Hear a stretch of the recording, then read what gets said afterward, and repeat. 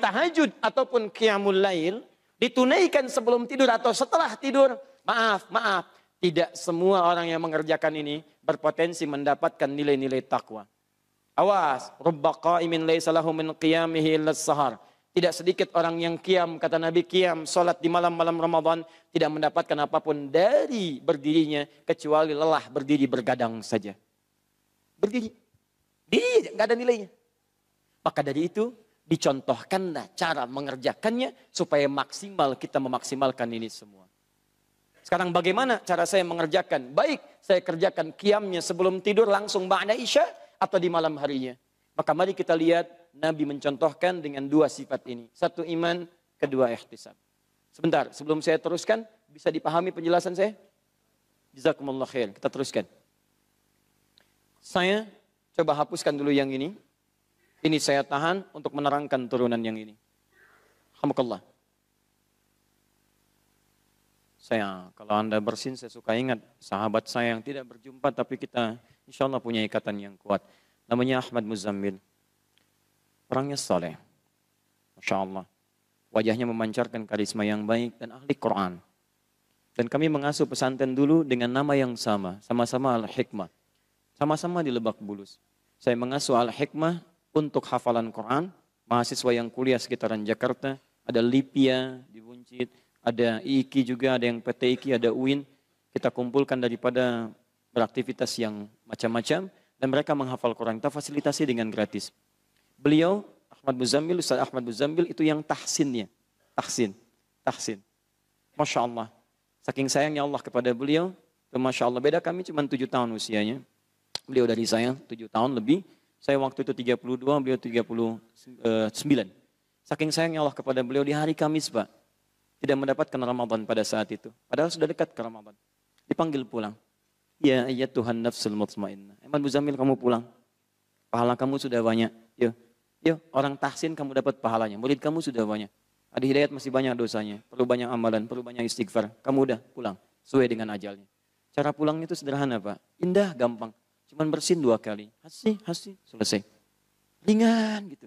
Ya, Ahmad Muzammil, ahli Quran, ahli tahsin, pahala banyak. Dia pulang, hasin 2 kali, meninggal. Tadi saya lihat banyak yang bersin berkali-kali belum meninggal juga.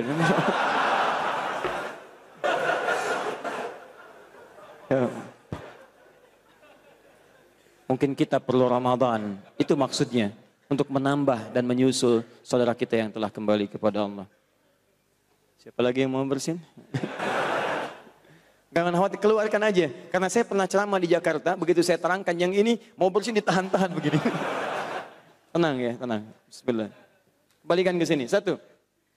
Hadis riwayat Muslim. Nomor hadis 749. Sebelum sampai ke sini, ini saya bahas yang ini dulu, yang iman dulu. Imanan. Alhamdulillah. Sekali. Dilakukan karena Allah. Bukan karena yang lain. Kalimat iman pertama di dalam Al-Quran disandingkan langsung dengan Allah yang dengan sifat ghaibnya. Alladzina yu'minuna bil ghaib. Yu'minun bil ghaib. Imannya dilakukan karena Allah yang ghaib. Ghaib itu belum tampak dalam pandangan kita. Dan kita yakini keesaan ketunggalan dan seluruh kekuatan-kekuatannya kepada kita semuanya. Fokus baik-baik di sini. Ketika menyebutkan kalimat iman, maka tujuan utamanya kepada Allah. Kalau Anda ingin mendapatkan ampunan di malam Ramadan, dalam saat Anda menunaikan salatnya, maka syarat yang pertama, salat Anda harus ditunaikan karena Allah, bukan karena yang lain. Jangan dulu perdebatkan berapa jumlah rakaatnya. Pertanyaannya adalah berapapun rakaat, berapa yang Anda niatkan karena Allah Subhanahu wa taala. Jangan sampai terjadi saya ke sini, karena di situ enak keadaannya. Saya ke sini karena teman saya pun ke situ. Saya di sini karena imamnya lebih memberikan ketebalan kepada saya, macam-macam dan sebagainya. Ingat teman-teman, Anda boleh untuk memberikan gambaran-gambaran semangat karena imam bagus bacaan, karena menyentuh kepada jiwa. Tapi yang harus Anda tanamkan pada diri Anda sendiri, siapapun imamnya, memberikan sentuhan ataupun kepada jiwa saya, tetap saya kerjakan karena Allah Subhanahu wa taala. Begitu Anda datang imamnya beda, Anda nggak akan peduli. Yang penting Allah ridha dengan salat saya malam ini. Paham ya? Maka hati-hati betul. Begitu nanti teman-teman mempraktikkan masa tarawihnya, akhi, di mana tarawih? Saya ikut si fulan aja lah. Bukan karena ikut si fulan. Karena Allah perintahkan Anda untuk memilih yang terbaik karenanya. Paham? 1. Sudah. masuk ke dinding dulu, lalu saya teruskan ihtisab. Teknisnya bagaimana? Teknisnya, salatul laili mathna mathna. Hadis Muslim hadis 749. Kalau Anda tunaikan salat malam, salatul laili, malam dibagi dua, bisa tahajud, bisa qiyamul lail. Mau Anda tidur dulu, mau tidak tidur dulu, kata Nabi, cara pertama mathna mathna. Paling minimal tunaikan 2.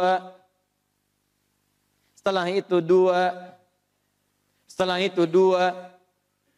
Fa idza khasyiya ahadakumul fajra, sampai 2. Kalau Anda khawatir dekat menuju fajar, sebentar lagi fajar tiba. Falyutir rak'atan wahidah, maka segera tutup dengan witir 1 rakaat. 1 rakaat.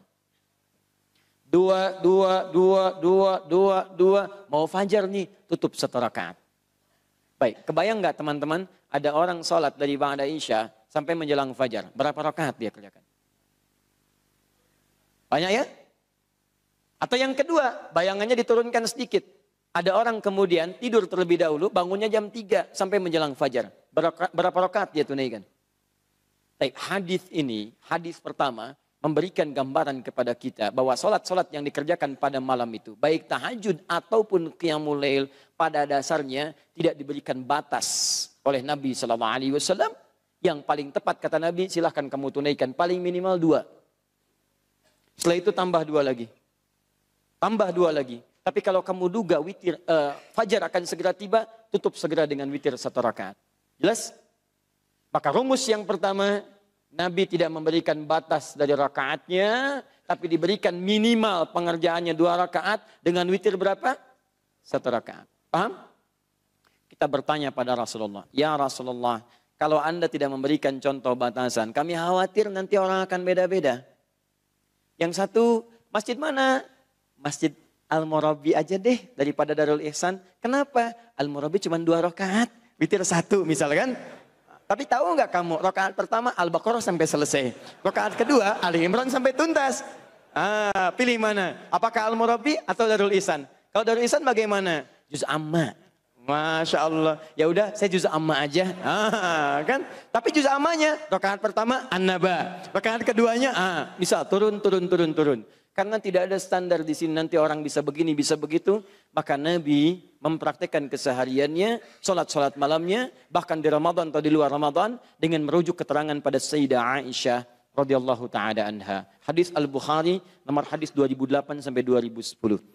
Datang 3 orang sahabat mulia. Abdullah bin Mas'ud, Hudzaifah al-Yamani, Ubaid bin Ka'ab radhiyallahu ta'ala anhum jami'an. Sa'alu Sayyidata Aisyah radhiyallahu ta'ala anha an salatin Nabi sallallahu alaihi wasallam fil lail. Ya, maka mereka bertanya tentang salat malamnya Nabi sallallahu alaihi wasallam. Kaifa kanat salatu Rasulullah sallallahu alaihi wasallam? Faqalat, maka dijawab oleh Sayyidah Aisyah, lihat. Ma kana yazidu fi Ramadan wala fi ghairi. Sepanjang tinggal di tempat saya, demikian cara menerjemahkannya. Saya saksikan beliau salat di Ramadan ataupun di luar Ramadan. Beliau tidak pernah menambah ala 11 rakaatan, lebih dari 11 rakaat. Di kesaksian Sayyidah Aisyah, saat Nabi berada di rumah beliau, baik di bulan Ramadan ataupun di luar Ramadan, salat malamnya berapa rakaat? 11 rakaat. 11 ini yusalli arba'an. Beliau salat 4 rakaat dulu. Perhatikan beda hadis dengan yang pertama tadi. Thumma yusalli arba'an, pakai thumma. Kemudian salat 4 lagi. Thumma yusalli thalathan, pakai thumma lagi. Kemudian salat 3 rakaat. 4 tambah 4 tambah 3. Berapa? 11. Lihat pakai thumma di sini. Baik, pertama. Saksian kedua, hadis riwayat Ibnu Abbas radhiyallahu taala anhuma di Abu Daud nomor hadis 1369. Beliau melihat pada saat beliau menginap di rumah bibinya Sayyidah Maimunah radhiyallahu taala anha, saat Rasulullah sallallahu alaihi wasallam memiliki waktu untuk bisa hadir mendampingi Sayyidah Maimunah. Beliau membagi ya dari malam sekian hari sekian di rumah Sayyidah Aisyah, malam sekian hari sekian di rumah Sayyidah Maimunah, di rumah Sayyidah Zainab dan seterusnya radhiyallahu taala anhunna jami'an. Ketika waktunya tiba di rumah Sayyidah Maimunah, Ibnu Abbas itu menginap di situ untuk melihat kebiasaan Nabi bagaimana malam harinya.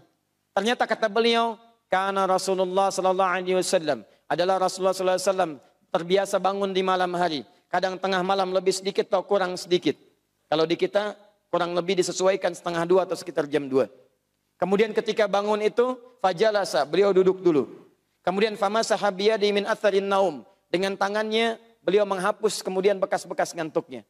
Kemudian faqara'a khawatimu surah Ali Imran, membaca 11 ayat terakhir surah Ali Imran dari 190 sampai dengan ayat ke-200.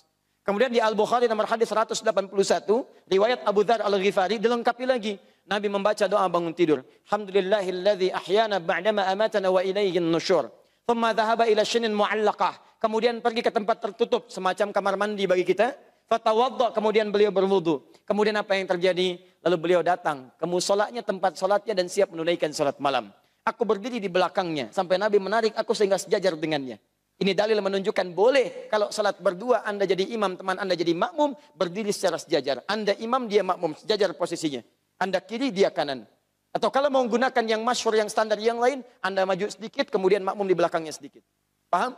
Belum selesai hadisnya. Kemudian saya merasakan salat bersama Nabi. Nabi salat kemudian dimulai dengan 2 rakaat yang ringan. Khafifatain. Rak'ataini khafifatain. Khafifatain itu salat pembuka. Kalau kita warming up.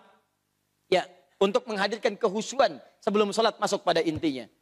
Rakaatnya 2 rakaat. Saya simpan di sini. Pembuka. Bacaannya nggak panjang. Jadi begitu salat, langsung baca Al-Fatihah, takbir Allahu Akbar. Al-Fatihah tanpa bacaan surat yang lain. Setelah itu rukuk, i'tidal, sujud, duduk di antara 2 sujud. Rukuk, sujud, bangun lagi. 2 rakaat selesai.